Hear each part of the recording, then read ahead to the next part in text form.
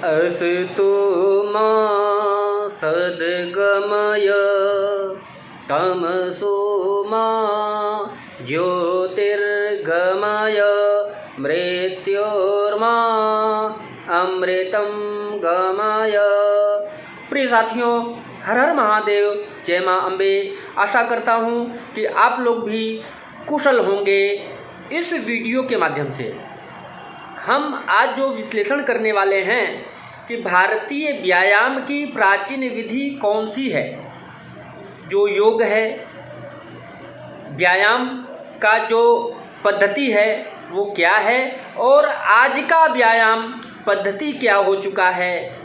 जब आप इस वीडियो को पूरा तरह से देखेंगे तब सारी बातें समझ में आएंगी और मैं सप्रमाणिक प्राचीनता आप लोगों के सामने प्रस्तुति करने का प्रयास करूंगा, ताकि आप लोग जो हमारे ऋषि मुनियों के द्वारा चलायमान तथ्य है, जो संस्कृति है, उसको हम जीवंत रखें और स्वयं के जीवन में लागू करके अपनाएं और चतुर्दिक विकास करने में सक्षम हों। तो मित्रों, यह जो हमारा भारत है, अपनी ज्ञान गरिमा के कारण जहाँ सभी देशों का सिरमौर और विश्व गुरु कहलाता आया है, वहाँ बल एवं शक्ति में भी कभी भी किसी से पीछे नहीं रहा है।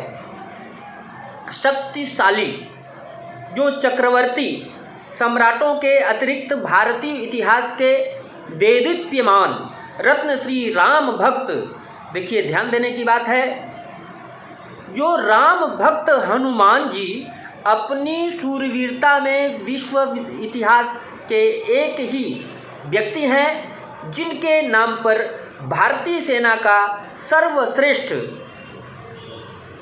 पदक महावीर चक्र चल रहा है। सेना में जो पदक प्रदान किया जाता है वह महावीर चक्र से संबोधित किया जाता है। वही महावीर राम भक्त श्री हनुमान जी का नाम है। प्राचीन इतिहास के ब्रह्मचारी जो भीष्म और महाबलशाली भीम अर्जुन आदि की गाथाएं तो विश्व में विदित ही हैं, किंतु इसी समय के सुप्रसिद्ध भारतीय पहलवान राममूर्ति के चमत्कार पूर्ण शारीरिक प्रदर्शन तो कल ही की वस्तु है, जिन्हें देखकर विदेशियों को भी दांतों तले अंगुली दबानी पड़ी थी। आप लोगों को ज्ञात होगा, अब प्राचीन भारत में न बलशाली पुरुषों की कमी थी और न बल के साधन व्यायामों की। व्यायाम को लोग धार्मिक कृत्य समझते थे। ध्यान दीजिएगा, बड़ी पुण्य भावना से उसमें भाग लेते थे। सार्वजनिक व्यायामशालाएं होती थीं और समय समय पर प्रांतीय तथा अंतर्राष्ट्रीय मल्ल प्रतियोगिता होती थी, जिसमें देश विदेश के पहलवान उपस्थित होकर अपनी शारीरिक बल का परिचय दिया करते थे। ऐसी ही एक मल्ल प्रतियोगिता के निमंत्रण पर स्वयं भगवान श्री कृष्ण ने मथुरा पहुंच करके कंस का वध किया था, आप सभी लोगों को विदित है। तथा ऐसी ही एक मल्ल प्रतियोगिता में जरासंध की मृत्यु हुई थी।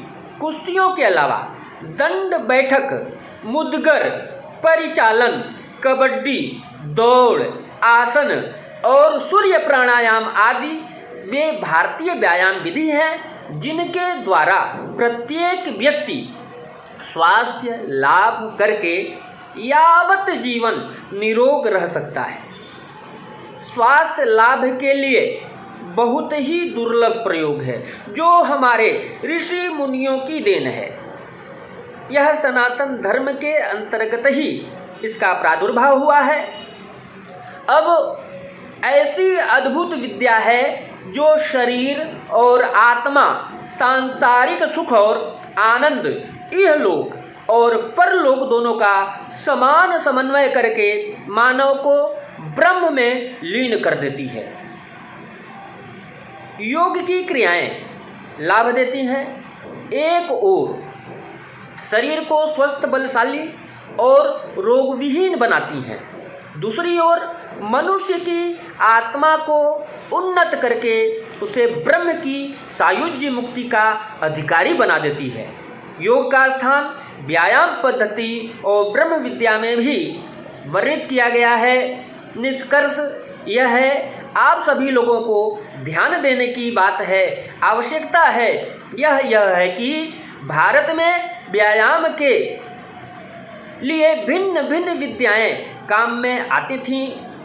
आज के व्यायाम के साधन बदल चुके हैं। आज के व्यायाम के साधन क्या हैं? हॉकी है, फुटबॉल है, क्रिकेट है, टेनिस है, सभी व्यय साध्य हैं। इनमें जब हम व्यय करेंगे तब इसमें हम उपस्थित होंगे। प्रतिमास शुल्क आदि देकर ही लोग इस खेलों को चालू रख सकते हैं, किंतु भारतीय व्यायाम पद्धति में इस तरह की कोई भी व्यय करने की व्यवस्था नहीं थी। केवल खुली हवा की आवश्यकता थी, खुले मैदान चाहिए था। आसन और सूर्य प्राणायाम आदि की विधि व्यायाम के लिए इतनी ही पर्याप्त है। यदि मनुष्य नियम पूर्वक इनका अभ्यास करें तो उसे न केवल रोगों से छुटकारा मिलेगी, अपितु उसके शरीर में रोग उत्पन्न ही नहीं होगा। कहने का भाव आप लोग समझ चुके हैं कि जो प्राचीन पद्धति चली आ रही है, लेकिन हम उसको अपना नहीं रहे हैं। आज तरीके बदल चुके हैं, लेकिन हमको सिर्फ खुला हवा, खुला मैदान चाहिए और सूर्य प्राणायाम करके, व्यायाम करके, कसरत करके हम स्वस्थ रह सकते हैं, निरोगी रह सकते हैं। तो मित्रों, आज के वीडियो में इतना ही। अगर यह जानकारी आपको अच्छी लगी हो और जीवन में अपनाने लायक हो तो आप लाइक एवं कमेंट करके अवश्य बतलाएंगे। इसके अलावा जो भी सज्जन पहली बार वीडियो को देख रहे हैं, पधारे हुए हैं, नीचे लाल रंग में सब्सक्राइब लिखा हुआ है, आप चैनल को सब्सक्राइब अवश्य करेंगे ताकि इस तरह से जानकारियां आप लोगों को मिलती रहें। तो मित्रों, इसी तरह से विश्लेषण करने के लिए हम उपस्थित होंगे। तब तक के लिए हर हर महादेव, जय मां अम्बे।